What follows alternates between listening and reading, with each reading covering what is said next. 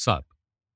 अवघ्या पृथ्वीतलावर जी Chaldean, Greek, Parsi, यहुदी, ख्रिस्ती, मुसलमानी प्रभृती धर्मक्षेत्रे आहेत, त्यात अत्यंत प्राचीन असताही अत्यंत आधुनिक कालापर्यंत आपलं महत्त्व नि आकर्षण अबाधित राखणाऱ्या आणि जसे द्वापारी तसेच आजही कोटी कोटी हिंदूंचे ज्ञानतीर्थ असलेल्या श्री काशी क्षेत्राच्या आसमंतातील एका उपवनातून एकांतपणे वाहत जाणाऱ्या गंगेच्या काठाला एक जुनाट घाट होता.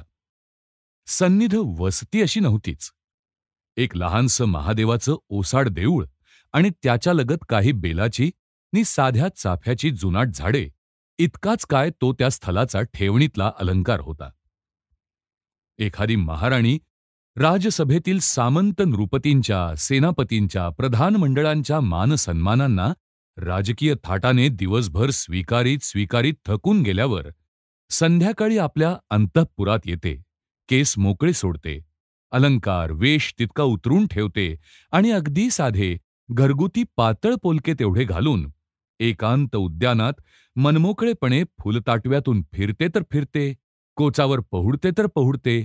तशी भागीरथी काशीनगरातील जनिक घाटाघाटांवर लाखो भक्तगणांच्या, राजे महाराजे, सैनिक, पुरोहित, पंड्यांच्या पूजा पुरस्कारांना डामडौलात स्वीकारीत स्वीकारीत आल्यानंतर आता ह्या संध्याकाळच्या वेळी त्या एकांत स्थळी मनमोकळेपणी लहरी लहरीने वाहत होती.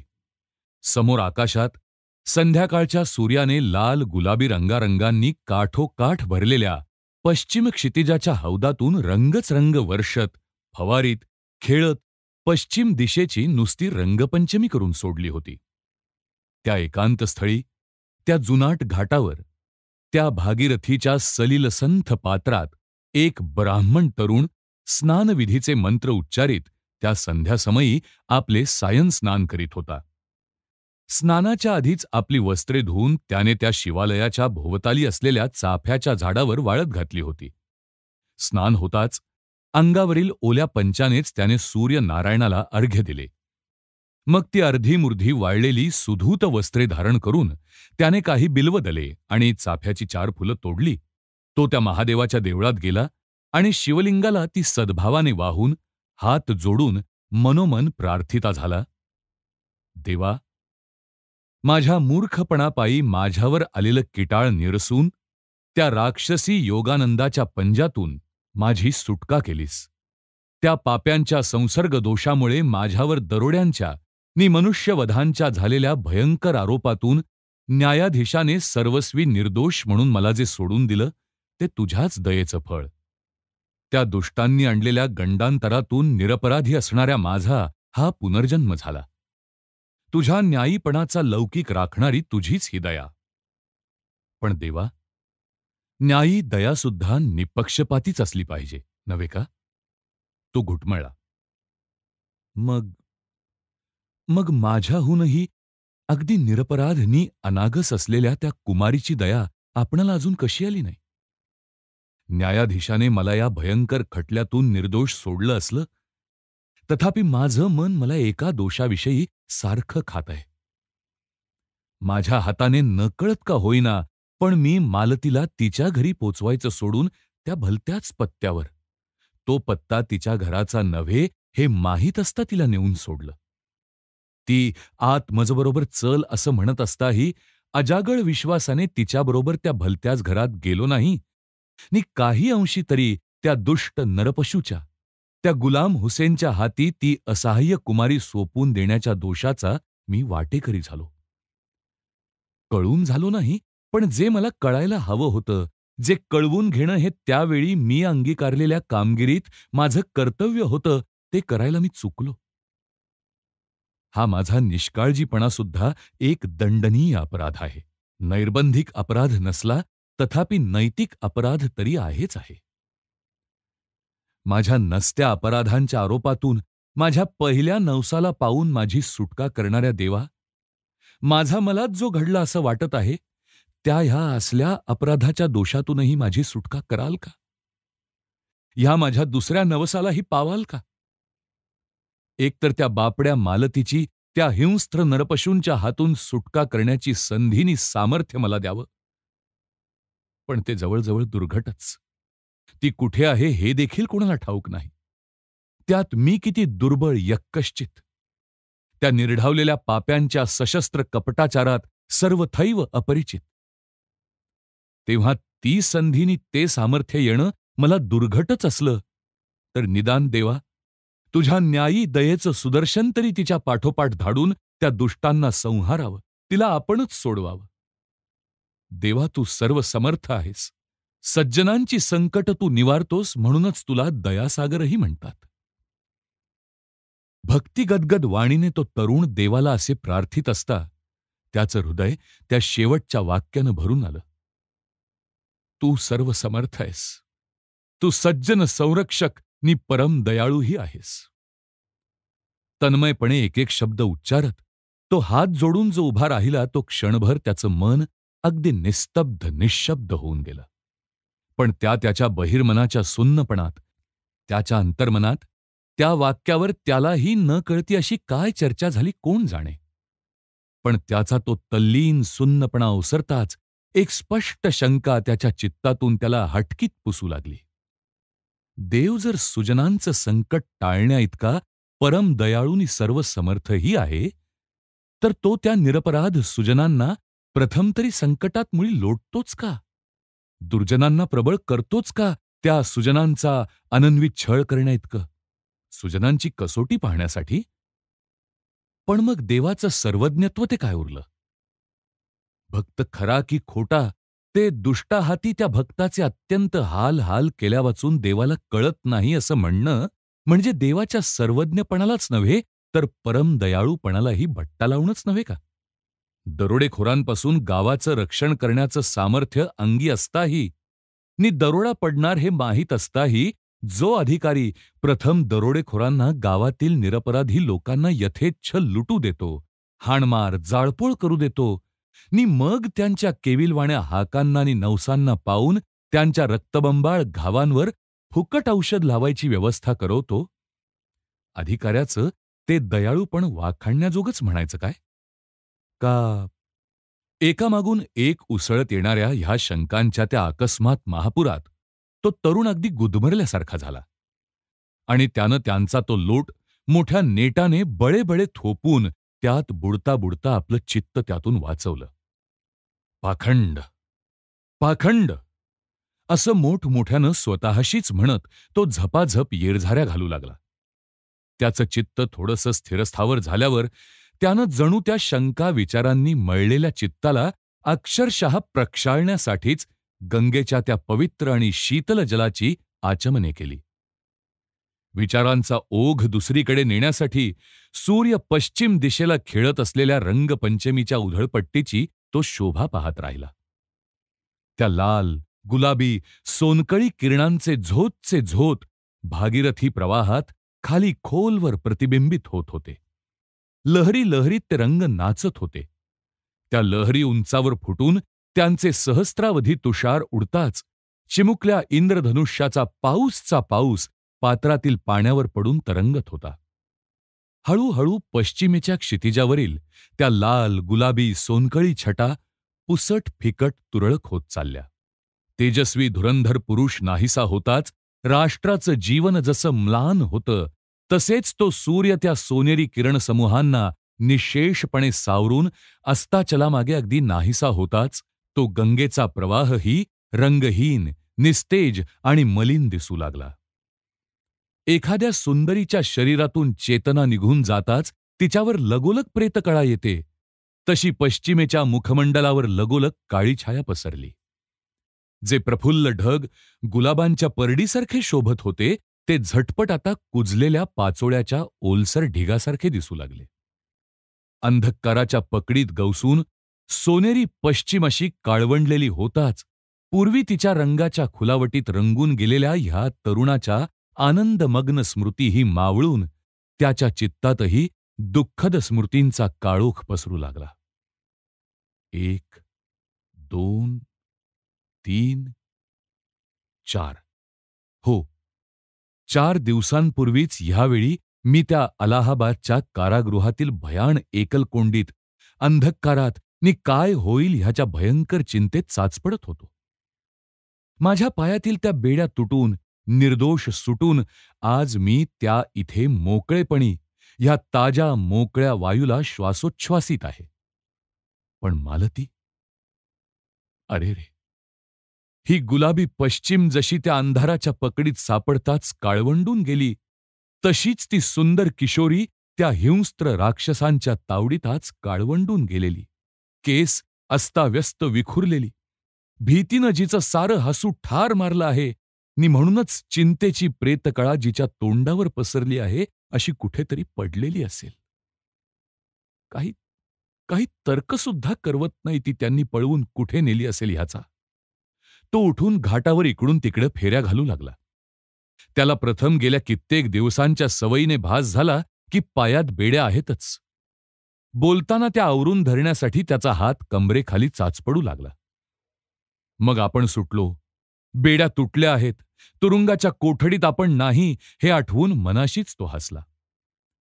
दूरवर कोठेतरी पाहात मालती कोठे असेल ह्याचे बेलगाम तर्कवितर्क करीत, तिच्याविषयीचे अनेक काल्पनिक प्रसंग जुळवीत, काही हिंडत काही थांबत राहिला. तो किशन होता. योगानंद अर्थात रफीउद्दीन अहमद ह्याच्या दरोड्याच्या खटल्यात सापडण्याच्या आधी न्याय वेदांत शास्त्रे अभ्यासण्यासाठी तो काशीला जेव्हा राहत असे, तेव्हा याच महादेवाच्या देवालयात तो एकांतपणे येऊन बसे. त्या देवतेलाच तो आपले आराध्य दैवत मानी. पुढे त्या योगानंदाच्या ढोंग धतुऱ्याला बळी पडल्यानंतर जेव्हा तो त्यांच्यासह पकडला गेला, तेव्हा बंदीशाळेत त्याने ह्याच देवतेला आपली निर्दोष सुटका व्हावी म्हणून नवसले होते. त्या खटल्याचा निकाल अलाहाबादच्या न्यायालयात 4-5 दिवसांपूर्वीच लागला होता. रफीउद्दीन अहमदला जन्मठेप काळे पाणी आणि त्याच्या साथीदारांपैकी बहुतेकांना 7 ते 10 वर्षांचे काळे पाणी अशा कडक शिक्षा ठोठावण्यात आल्या. सुटले असे दोघे, एक हसनभाई क्षमेचा सरकारी साक्षीदार झाला म्हणून, आणि हा किशन पूर्ण निर्दोषी म्हणून. तेथून सुटताच तो थेट काशीला आला आणि त्याच्या त्या आवडत्या एकांत देवळातच उतरला. त्याला घरदार कुटुंब असं काही उरलेलं नव्हतंच. तो अगदी निर्धन म्हणून त्याला कोणी कधी फारसं विचारत नसे. तो काहीसा कुरूप म्हणून त्याला कधी कोणी भाळलेलं नव्हतं. मथुरेला असता मालतीला आणताना नि पोचवताना तो अट्टल सोदा रफीउद्दीन योगानंदाच्या वेशात वावरत होता, तेव्हा त्याने ह्या किशनलाच तिच्याबरोबर सोबतीला द्यायला जे 4-5 वेळा निवडलं, ते किशनच्या दुसऱ्या कोणच्या सद्गुणासाठी नसून त्याच्या त्या थोड्याशा कुरूपपणाच्या अवगुणासाठीच होतं. त्या अर्थी तरी त्याच्या कुरूपपणाचा त्याच्यावर एक उपकारच झाला होता खरा. कारण त्याच्या कुरूपतेमुळेच मालतीशी त्याचा परिचय झाला आणि त्या परिचयात त्याच्याशी दयाळू प्रेमळपणाने असे बोलणारे आणि त्याला बरा म्हणणारे पहिले माणूस त्याला भेटले. मालतीने आणि तिच्या आईने किशनच्या सुशील स्वभावाला कितीतरी वाखाणावे. त्या 2-4दा घडलेल्या सहवासात किशनला वाटे, ह्या दोघींचा आपल्यावर खरोखरच दयालोभ आहे. क्वचित त्याची उभ्या जन्मात त्यावेळपर्यंत कोणी मुळीच विचारपूस केली नव्हती. त्यामुळेच मालतीने आणि तिच्या आईने त्याच्याशी बोलावे ते 2 साधे गोड शब्दही त्याला विशेष ममतेचे द्योतक वाटले असतील. त्याचा मात्र त्या दोघींवर लोभ जडला होता खराच, आणि उभ्या जन्मात जडलेल्या त्या पहिल्याच लोभालाही त्याला जेव्हा असं अंतरावं लागलं आणि त्याच्याच चुकीमुळे त्याच्यावर दयालोभ करणाऱ्या त्याच व्यक्तींवर असं भयंकर संकट गुदरून त्यांचा सत्यानाश झाला, तेव्हा ते शल्य त्याच्या मनात सारखं सलू लागलं. अगदी सहजासहजी मालती जी त्याला हाक मारी, तशी गोड हाक त्याच्या जन्मात त्याला कोणी मारली नव्हती. मालती, पुन्हा एकदा तशी गोड हाक दे न मला. किशन. त्यानं मालतीसारखी गोड हाक आपली आपणच मारून पाहिली. पुन्हा थोड्या विसंगत विचारांच्या प्रवाहात देवळात आला. तेथेही येरझारा घालीत राहिला आणि शेवटी स्वतःला मोठ्याने म्हणाला, छट, मोठमोठ्या पोलिसांना त्या नीच गुलाम हुसेनचा ठाव ठिकाण मिळेना, तिथे तो मला कसला मिळणार? नि मिळाला तरी मी असहाय पामर त्या चांडाळ चौकडीच्या हातून तिची सुटका ती काय करणार? अशक्य, अशक्य. ते शक्य असेल तर ते देवा तुला एकट्यालाच काय ते सोडव ना मालतीला. भेटव ना तिला मला. तुझी इच्छा मला पामराला काय कळणार, मी ती विचारतच नाही. पण माझी इच्छा मला कळते सांगितल्या वाचून मला राहवत नाही. भेटव ना मालतीला मला. त्यानं देवाला साष्टांग नमस्कार घातला. डोळ्यातून गळलेली टिपे त्याने पुसली. निष्फळ विचार करता करता थकलेला त्याचा मेंदू सुन्न झाला. आतले विचार काही कुंठले तसा तो एका बेलाच्या झाडाच्या बुंध्याशी टेकून दुरावलेले 2-4 पक्षी घाईघाईने उडत त्या किर्र सांजेत अजून माणसाला माणूस दिसत आहे तोच घरटी गाठण्यासाठी लगबगीनं येत होते त्यांची गंमत पाहू लागला. इतक्यात जवळच त्या घाटाच्या पायरीकडून हलकीशी शीळ कोणी घालत आहे असं त्याला वाटलं. तो वळून बघतो, तो पायरीवरून कोणी ओणवं होऊन पाण्यात डोकावतं आहेसं पुसटपणे दिसलं. तोच घागर भरण्यासाठी ती बुडवल्याचा डुबडुबकिनी आवाजही आला. कोण बरं घागर भरून पाणी न्यायला इतक्या किर्र संध्याकाळी गंगेवर आलंय? हे माणसांची ये-जा अशी फार थोडी. हा पाणवठा असा नाहीच. अशा वेळी पाण्याची घागर भरून नेणारं माणूस म्हणजे ते जवळपासच कुठेतरी उतरलेलं असलं पाहिजे. असेल बिचारा पांथस्थ कुणीतरी. असं मनात म्हणत किशन त्या घागर भरून उठणाऱ्या माणसाच्या पुसट आकृतीकडे साहजिक पाहत राहिला. पण घागर खांद्यावर घेऊन शीळ घालीत तो माणूस पलीकडच्या आल्या वाटेने न जाता देवळालगतच्या वाटेने जो जो जवळ येऊ लागला तो किशनही मनात अधिकाधिक चमकत चालला. निरखून पाहू लागला.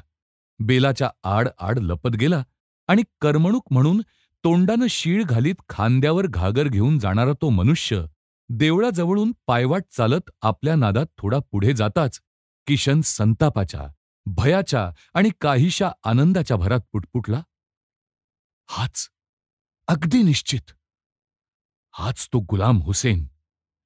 खटल्यात हसनभाईनं सांगितलेली कहाणी जर खरी असेल तरी मालतीला पळवायचं काम यानेच केलं. पण याने ती बलुचिस्थानसारख्या दूरच्या प्रांती धाडली, की विकली, की स्वतःपाशीच ठेवली? हा इथे कुठे? चोरट्यासारखा लपून राहतो आहे ह्या ओसाड बाजूला बहुधा. पण जर ती त्याच्यापाशीच असेल तर दिसेल का मला? एकदा तरी मालती दिसेल का पुन्हा? अरे अरे पण हा चालला अंधारात. थांबतो काय मी मूर्खासारखा इथे? काय भ्याड आहे हे मन. म्हणे आपल्या हातात काही नाही आणि हा तर अट्टल नृशंस, सशस्त्रही असणारच. अतिविचारीपणा हा कधी कधी नामर्दपणा होतो तो असा. जायचंच ह्याच्या मागे. न जाणो मालतीही त्याने इथेच कुठेतरी दडवलेली असली तर? काय योग! जीव घेईन, माझा देईन, पण तिला सोडवीन. ह्या शेवटच्या विचारानं त्याला हत्तीचं बळ आणि वाघाचं धैर्य आलं. किशन, सोडीव न मला, अशी मालतीची आर्त किंकाळीही त्याला ऐकू आल्यासारखी वाटली. तो किशन प्रथमतः झपझप, पण त्या पाणी भरून नेणाऱ्या माणसाच्या पाठीमागून त्याचा मार्ग दिसू येईल इतक्या जवळ येताच दबत दबत चालला. पुढे चाललेला मनुष्य गुलाम हुसेनच ह्यात किसनला आता काही संशयच उरला नव्हता. गुलाम हुसेन काही पुढे जाताच पायवाट सोडून एका माळाकडे वळला. पुढे एक मोठा पडक्या दगडी पारासारखा किंवा चबुतऱ्यासारखा उंच आडोसा होता. त्याला वळसा घालून तो रचलेल्या दगडांच्या एका गडग्यापाशी आला आणि मग त्या गडग्याच्या वर ती घागर ठेवून गडग्यावरून आत उडी मारून पुन्हा ती घागर खांद्यावर घेऊन एका थोरल्या वडाच्या बुंध्याआड एक कौलाराचं बैठं घर होतं त्याच्या दाराशी आला. त्याच्या मागे मागे सुरक्षित अंतरावरून मार्ग काढत येणारा किशन ह्या वेळे पावे तो त्या दगडी गडग्यापाशी येऊन गुलाम हुसेनला त्या घरातील कोणी दार उघडून सामोरं येतं की काय ते डोळे ताणून ताणून पाहू लागला. घरातून उजेड हालतोसा दिसताच त्याच्या एकदम मनात आलं की आत कोणीतरी माणूस आहे. ती मालतीच नसेल ना? औत्सुक्यानं त्याचं हृदय धडधडू लागलं. पण गुलाम हुसेननं घागर खाली ठेवून कमरेचं काहीतरी सोडून त्या बंद दाराच्या वरच्या चौकटीच्या कडीपाशी हात नेताच किशनच्या ध्यानात आलं की दाराला बाहेरून कुलूप आहे. त्यावरून आत कोणी नाही असं आढळून त्याचा एकदम हिरमोड झाला. मालती जशी काही हाताशी येऊन पुन्हा नाहीशी व्हावी अशीच तळमळ लागली. इतक्यात गुलाम हुसेननं कुलूप काढून दार सताड उघडलं आणि थोड्या दरडावणीच्या आवाजात तो गुरगुरला, "रोशन, रोशन, बत्ती बाहेर लाव." "क्या? नहीं आती? घसीट के लावूं क्या?" ते शब्द ऐकताच किशनचं अंग थरारलं. आत कोणीतरी स्त्री आहे. ती कडक पहाऱ्यात कोंडलेली असली पाहिजे. बाहेर जायचं तर हा राक्षस तिला आत कोंडून बाहेरून कुलूप लावूनच काय ते दूर जातो. ती ह्याचं सांगणं मनापासून मानत नाही. हा तिला प्रसंगी फरफटत घसटून ओढीत आणण्यास कमी करत नाही. इतकी विस्तृत माहिती त्या एका 4 शब्दी वाक्यासरशी किशनच्या कानांवर पडली. त्याच्या अपेक्षेला ती इतकी तंतोतंत जुळली की तो ओठातल्या ओठात पुटपुटला, "होय ना, होय, मालतीच आत असली पाहिजे. रोशन म्हणजेच मालती. येईल का ती बाहेर बत्ती घेऊन? तिला ओढूनच आणतो." सचिंत उत्सुकतेनं त्याचं हृदय धडधडू लागलं. रागानं त्याचे ओठ फुरफुरू लागले. बत्ती दाराशी येतेसे दिसताच तो त्या दगडाच्या गडग्याआड अंधारात छपून निरखू लागला. धुमसत असलेली आग जशी ठोसले म्हणजे तेवढ्यापुरतीच थोडी पेट घेते, तिची ज्योत किंचित लवलवते, तशी गुलाम हुसेनच्या "आती की नाही? इधर और आगे" अशा दरडावणीच्या शब्दाशब्दापुरतीच हटवादी पावले पुढे टाकीत, पुन्हा हटेलपणे थांबत, बत्ती घेऊन मुसलमानी वेशातली एक तरुण स्त्री शेवटी बाहेर आली. ती बत्ती गुलाम हुसेननं दाखवलेल्या आकड्याला तिनं टांगली आणि पुन्हा घरात जाऊ लागली. तोच गुलाम हुसेननं तिला धरलं. जवळच एक मोठा वृक्षाचा ओंडका पडलेला होता. त्यावर खुर्चीसारखा तो पाय सोडून बसला आणि तिला आपल्या मांडीवर बळाने ओढून घेत म्हणाला, "आओ, तू हंस या रो पड़, पर मैं अभी तेरे साथ प्रेम की मजा लूटूंगा ही. देखने दे तो तेरा वो सुंदर मुंह. नहीं उठाती मुंह ऊपर तो ऐसा मैं जबरन उसे ऊपर उठाऊंगा और मेरी आंखें भर भर के तेरी खूबसूरती की शराब पी लूंगा." असं लाडात येऊन बोलत त्यानं त्या रमणीचं वदनमंडल बळेबळे वर उचलून दोन्ही हातांनी त्या दिव्याच्या उजेडात धरलं. डोळे भरभरून तिच्या सुंदरतेचं मद्य तो पिऊ लागला. झिंगू लागला आणि त्या मुखाने मटामट मुके घेत म्हणाला, "वाह वाह, इस अंधेरी रात में नया चांद. है रोशन, क्या बोलती थी तुझे तेरी माँ? मालती, ए मालती, मेरी जान." त्या अंधाऱ्या रात्रीत एखादा नवा चंद्र उगवावा तसंच ते मालतीचं मुखमंडल गुलाम हुसेनला सुंदर भासलं. ते पाहताच ती अंधारी रात्र किशनला अधिकच काळोखी भासू लागली.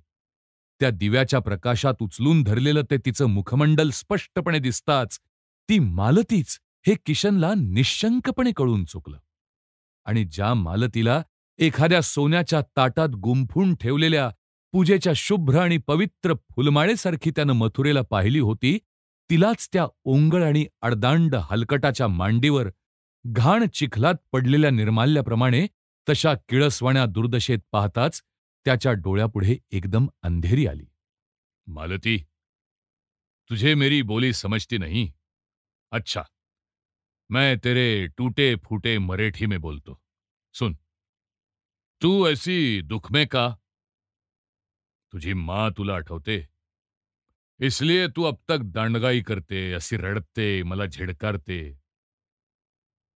रोज तो मेरे बिछोने में तेरे को लेता ही है. फिर बळ से हम तुझ्यापासून जे छिनावून घेतोच है, ते सुख तू हमको हसते हसते क्यों नहीं देत मुझे? तुझी आई मी तुझ्यापास आणून ठेवू? बोल." "तुझ्या आईला मी पळवून आणतो देख. फिर तो सुख में हसत सोयेंगी का माझ्या बिछाण्यावर? तुझ्या आई मेल्या? माझ्या आईचं नाव तरी पुन्हा काढू नकोस ह्या तुझ्या हलकट तोंडातून. आग लागू मेल्या तुझ्या तोंडाला."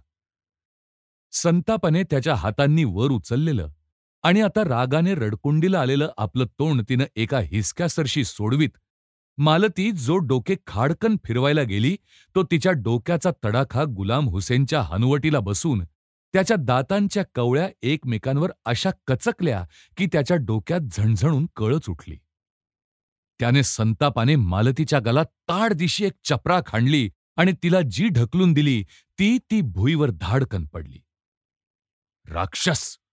घोट घेतो ह्याच्या नरडीचा, असं पुटपुटत दयेच्या आणि त्वेषाच्या लहरीत किशन एकदम गडग्यावर चढू लागला. तुझा प्राण तरी घेतो नाहीतर माझा तरी देतो, अशा उर्मीसरशी तो जो गडग्यावर एक पाय रोवतो तो तो पाय खालचा दगड निसटून दगडाच्या एका खोलगट भेगीत अडकला. त्या सरशी त्याच्या त्वेषाची उर्मीही अडखळली. पाय सोडवी तो दुसरा विचार लगोलग त्याच्या मनाला म्हणाला, तुझ्या प्रतिज्ञेपैकी गुलाम हुसेनचा प्राण तरी घेतो ह्या विकल्पापेक्षा नाहीतर माझा प्राण तरी देतो हाच विकल्प काय तो अशा सामन्यात सफळण्याचा अधिक संभव. हा अधम हुसेन सशस्त्र असणार, मी निशस्त्र. ह्या झटापटीत माझा राग मालतीवर उगवून मालतीला हा ठार करणार नाही कशावरून? पुन्हा ह्या घरात त्याचा आणखी एखादा साथीदार नसेल असंही नाही. अशा निर्लज्ज अधमाचा शृंगार अनेकदा सामायिक सुद्धा असतो हे त्याचा साथीदार जो हसनभाई त्यानंच त्या खटल्यात शपथेवर सांगितलंय. छट! आत्ताचं असं साहस करणं म्हणजे मालतीला संकटातून सोडवायची ही चालून आलेली अद्भुत योगायोगाची सुवर्णसंधी गमावणं होय. वरचा पाय त्या दगडांच्या पकडीतून सोडवितो किशनला अंधारात आपण पुन्हा कधी अलक्षितपणे लपतो अशी घाई होऊन गेली. तो पुन्हा गडग्याआड दबून आणखी काय होतं ते एकीकडे पाहत होता आणि दुसरीकडे त्याच्या मनात आता मी करू तरी काय ह्या विषयींच्या उलटसुलट पळत्या विचारांची नुसती ससेहोलपट चालली होती. मालती भुईवर धाडकन पडली ती रडत स्फुंदत तशीच हात उशाला घेऊन पडली होती. गुलाम हुसेन ताठ उभा पाहून क्षणभर तिला तशी पडलेलीच डोळे भरून पाहून अधिकच आतुरतेने हसला. आहारे खूबसूरती छोकरी, ही चित्रासारखी ठाकठीक रेखलेली तुझी अंगलट कितनी प्यारी लगतीये. उभी राहतेस त्याहूनही अशी हे हरणासारखे गोजरे सडक सुंदर पाय कुशीवर जोडीने सरळ लांबून तू पडलेली असतेस ना, तेव्हा तुझी तनुलता एका नव्याच शोभेनं मन मोहून टाकते. और 100 औरता खिलखिल के हंसने से जितना आनंद नहीं आता उतना तुला अशी स्फुंद रडत कुशीवर अंगभर निजलेली पाहून मला होता है. तेरी छाती स्फुंदन में कैसी उंचावते, कसी निचावते. बिखरे कुरल कैसे पाखराच्या थव्यासारखे तेरे भाल के मंडप पर खिदळत उडते हैं. अब समझती है ना माझी मराठी बोली तुला? उठ, छोड़ दे नखरा. तू झिडकारतेस मला इसलिए क्या मी छोड़ देंगा तुला? प्यारी ऐक, गाय रहती है ना खूब दूध वाली, वो जब हट से बैठ जाती बिघडून लाथा मारू लागती तेव्हा बहाला घालून तिच्या तंगड्या बांधून तिला बळाने उठवून गवळी दूध काढतो. गाय लाथा झाडते इसलिए जो गवळी तिची हांड्यासारखी भरलेली कासच दोहायचं सोडतो त्या मुरदाळानं गाय बाळगावी कशाला? हा, उठ उठ प्यारी उठ. तेरी जवानी की खूबसूरत गाय मैं दोहूंगा ही दोहूंगा. गुलाम हुसेननं तिला स्वतः खाली बसून पुन्हा बळेबळे उठवलं आणि जवळ घेऊन तिला तो कुरवाळू लागला. प्यारे मालती, कुलपात दिवसभर कोंडून ठेवतो इसलिए तू गुस्सा करते. पण पोलिसांना तुझा पत्ता लागू नये. तुला धरून नेली तर तुमको ही वे पोलीस हाणमार करेंगे. दुसऱ्या कुणातरी दुष्टाच्या पिंजऱ्यात हे पाखरू पडेल. तुझे हे नखऱ्याचे पंख उपटून टाकतील बरं का माझे मोह कमेने, ते चांडाळ. हे लाड नखरे मी म्हणून तुला चालू देतो बरं. तुझी कुणा लांडग्यानं दुर्दशा करू नये म्हणून तुला या मेंढवाड्यात असं कोंडून ठेवावं लागतं बरं कुलूप घालून माझ्या लाडक्या कोकरा. पण आता 2-4 दिवसात मी तुला एकदम इतक्या दूर नि अशा एका वनात घेऊन जातो की तिथे इकडच्या पोलिसांचा बाप देखील आपला छडा लावू शकणार नाही. तो हरामी रफिउद्दीन तर पडलाच त्या काळ्या पाण्याच्या नरकात जन्मभर जन्मठेप. तो सारा खटला निकालात निघाला. आता आपला विसर पोलिसांनाही आपोआपच पडेल. त्यातही अशी जागा आता मला ह्या रम्य वनात सापडली आहे की जिथे उघडपणे तुला मनमोकळं नांदता येईल. हे दरोड्यात कमावलेले रत्नांचे 2 हार, हे सोनं, नि ही तू माझी सोनी. बस, भोगच भोग, विलासच विलास. रे जन्माला पुरून उराल माझ्या तुम्ही सारे. आजवर कमाई, आता रमाई, मिळकतीचा भोग. प्यारी, हस ना, हस, हस. तो तिला गुदगुल्या करू लागला. त्या गुदगुल्या मालतीला अस्वलाच्या प्राणघेत्या गुदगुल्यांसारख्या लागल्या. ती हसली कासावीस होऊन, पण त्या गुदगुल्यांनी किशनला मात्र खऱ्या गुदगुल्या झाल्या आणि तो हसला अत्यंत संतोषाने. गुलाम हुसेनच्या तोंडून पोलिसाचे नाव निघताच त्याला एकदम गुरुमंत्र मिळाल्यासारखं झालं. अंधारात हातचमक म्हणजे हँड बॅटरी अचानक सापडावी तसं होऊन तिचं त्याच्या चित्तातील बटन दाबताच त्याला पुढच्या उपायाची वाट लख्खकन दिसली. बस, परस्परे नि 12:15 आत्ताच्या आत्ता पोलीस चौकीवर जाऊन गुप्तपणे ही बातमी सांगायची. 18 वर्षांच्या आतील कुमारिका पळवणे हा गुलाम हुसेनचा एक नैर्बंधिक घोर अपराध, मालतीचा नव्हे. त्यात गुलाम हुसेनवर दरोड्यातील वॉरंटही असणारच. खटल्यातला तो एक फरारी. तेव्हा तो आता फाशीवर झोके घेणार आणि मालती पुन्हा त्या तिच्या मथुरेतील आनंदाच्या झोपाळ्यावर. तशीच त्या गोड गोड ओव्यांच्या लकेऱ्या घेत उल्हासाच्या आकाशात कोण्या सुंदर पाखरासारखी उडू पाहत पुन्हा झोके घेणार. अहो आनंद! तिची ती प्यारी किशन ही लाडीक हाक त्याला पुन्हा ऐकू आली. आनंदाच्या भरात ती बातमी पोलिसांना देण्यासाठी किशन लपतछपत चाहूल लागू न देता गडग्याच्या आड आड होत वाटेकडे जाण्यासाठी वळला, तोच त्याने अकस्मात एक भयंकर किंकाळी फोडली. I I I I I असं तो विव्हळला. भो भो गुर गुर करत किशनच्या पोटरीचा गोळा दातात धरून एक विक्राळ कुत्रा तिला सारखा हिसडीत तोडू लागला. तो त्या घरापायी पाळलेला गुलाम हुसेनचा शिकारी कुत्रा होता. गडग्यापाशी आत कोठेसा फिरत असता काही चाहूल लागून तो अंधारात गडग्यावर चढला होता आणि किशन हालताच त्याची दृष्टी किशनवर आणि त्याच्या चोरट्या चालीवर पडून त्या विक्राळ कुत्र्याने एका झेपेसरशी किशनच्या पोटरीचा कडकडून चावा घेतला. अंधारात नकळत घेतलेल्या त्या असह्य चाव्यासरशी हेतू नसताही किशन इतक्या मोठ्यानं किंकाळला तरी तो कुत्रा पोटरी सोडीना. उलट अधिकच त्वेषाने ती सारखी तोडीत गुरगुरत झुंजत राहिला.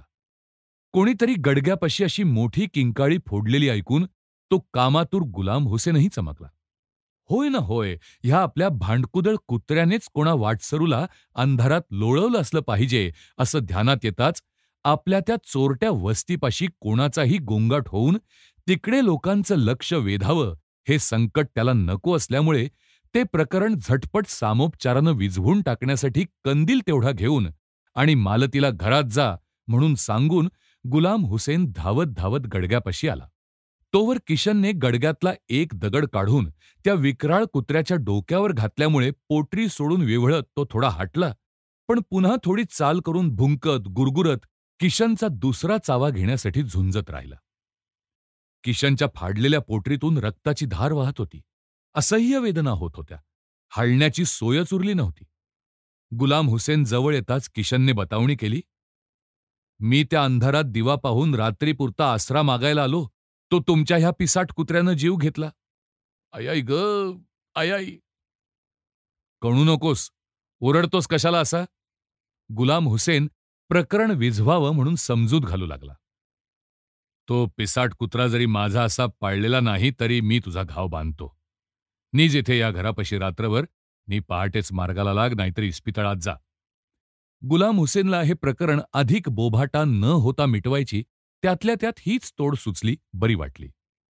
मोठ्या प्रयासाने गुलाम हुसेननं किशनला उचलून गडगा ओलांडून त्या एका मिणमिणत्या कंदिलाचा काय तो उजेड पुसट पुसट पडलेल्या त्या अंगणात आणून ठेवलं. पाण्याने त्याचा घाव धुवून पुसून त्याच्या नेहमीच्या रामबाण औषधी त्या घावात भरून रक्त थांबवलं, पट्टी बांधली, किशनला त्या ओंडक्यावर लोडासारखं टेकवलं आणि कंदील वर त्या आकड्याला टांगला. कंदील खाली होता तोवर त्या औषध पाण्याच्या गडबडीत गुलाम हुसेनचं कोणत्याही कपटाची शंका न आलेलं लक्ष त्या पांथस्थाच्या पायाकडेच बहुतेक होतं. त्यातही त्याने मागे किशनला मथुरेला जे पाहिलं होतं ते योगानंदी संप्रदायाच्या गोसावी वेशात. आज किशनचा वेश कोणा दरिद्री भटक्यासारखा होता. त्यामुळे तर त्याची ओळख पटणं गुलाम हुसेनला कठीणच झालं होतं. कंदील वर टांगल्यानंतर ओंडक्याशी टेकून थकून गप्प बसलेल्या किशनच्या तोंडावरच स्वच्छ प्रकाश पडला. इतका वेळ घरात असली तरी खिडकीतून त्या पांथस्थाच्या साऱ्या हालचाली पाहत असलेल्या मालतीच्या मनात तो पांथस्थ कोण ह्याविषयी दहादा एक शंका येऊन गेली होतीच. त्या कंदिलाच्या प्रकाशात किशनचं तोंड आता नीट न्याहाळता येताच मालतीची जी शंका होती तो पक्का निश्चय झाला. किशन. मालतीच्या ओठातल्या ओठात एक हाक सुद्धा थरथरून गेली. त्याला मथुरेला पाहिल्यानंतर त्याचं काय झालं ते तिला काहीच माहीत नव्हतं. आपल्या आईची पुढची बातमी ह्याला असलीच पाहिजे हा विचार तिच्या मनात त्याला नक्की ओळखताच पहिल्या झटक्यासरशी आला. पण परपुरुषाशी आणि त्यातही योगानंद गुलाम हुसेनादी ज्या चांडाळ चौकडीनं तिला पळवलं, त्यांच्या त्या अधम अपराधाची माहिती ज्याला असण्याचा उत्कट संभव, अशा ह्या तिच्या घरोब्याच्या पुरुषाशी उघड बोलताच त्यापायी तिचाच नव्हे तर त्या किशनचाही घातपात करायला हा हिंस्त्र गुलाम हुसेन सोडणार नाही अशी भीतीही मालतीला तत्काळ पडली. ती घाबरली, बावरली, पण लगेच उत्सुकतेपायी उघड नसली तरी किशनची एकांत गाठ हा राक्षस गुलाम हुसेन निजला म्हणजे तरी घेईनच घेईन, मग काय वाटेल ते होवो असा तिचा कृतनिश्चय बोलता बोलता झाला. ती डोळ्यातून टिपे गाळीत किशनकडे टकमक पाहत राहिली. तोच त्या खिडकीकडे रागाने ताठरलेल्या गुलाम हुसेनची दृष्टी पडताच मालती झटकन मागे सरकली आणि स्वतःलाच विचारू लागली, "अगं बाई, हा राक्षस रागावला का अकस्मात? काही शंका आली की काय मेल्याला?" घरात खिडकीपासून मागे हटून ती दाराच्या फटीतून डोकावण्यासाठी दाराशी जाते, तोच बाहेर गुलाम हुसेन कोणावर तरी खेकसल्याचे, त्या विक्राळ कुत्र्याहूनही अधिक पिसाट क्रूरपणाने गुरगुरल्याचे तिला ऐकू आले. कारण त्या कंदिलाचा प्रकाश थकव्याने डोळे मिटून ओंडक्यावर टेकलेल्या किशनच्या निश्चल तोंडावर पडताच मालतीला जी शंका आली तीच गुलाम हुसेनला आली होती. त्यातही खिडकीतून अत्यंत लोभाळू दृष्टीने किशनकडे टकमक बघणाऱ्या मालतीला त्याने पाहताच त्याची शंका शतपट बळावली. तोच पक्का निर्णय करण्याची युक्ती पण त्याला लगोलग सुचली. बेसावध, गुंगीत पडलेल्या त्या घायाळाला गुलाम हुसेननं हेतुतःच त्या संशयित नावाने हाक मारली.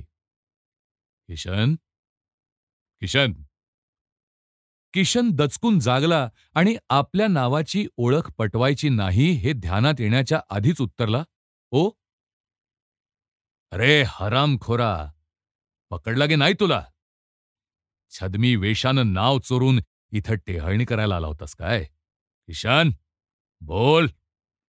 मूठ वळवून क्रोधानं कापणाऱ्या घोगऱ्या आवाजात गुलाम हुसेन फणफणला, "बोल, तू मालतीचा माग काढत इथे आलास की नाही?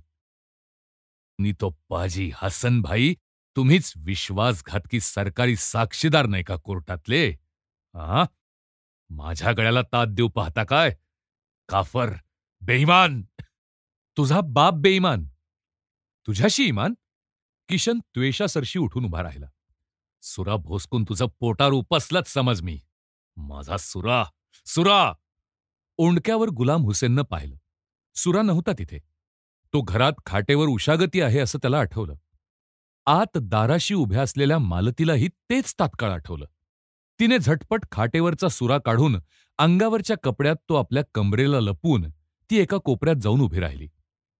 ह्याच सुऱ्याने भोसकून मालतीच्या समक्ष गुलाम हुसेनने त्याच्या एका बिघडलेल्या साथीदाराला मथुरेहून पळून येताना एका रानात डोळ्याचं पातं लवतं न लवतं तो भोसकून ठार मारलं होतं.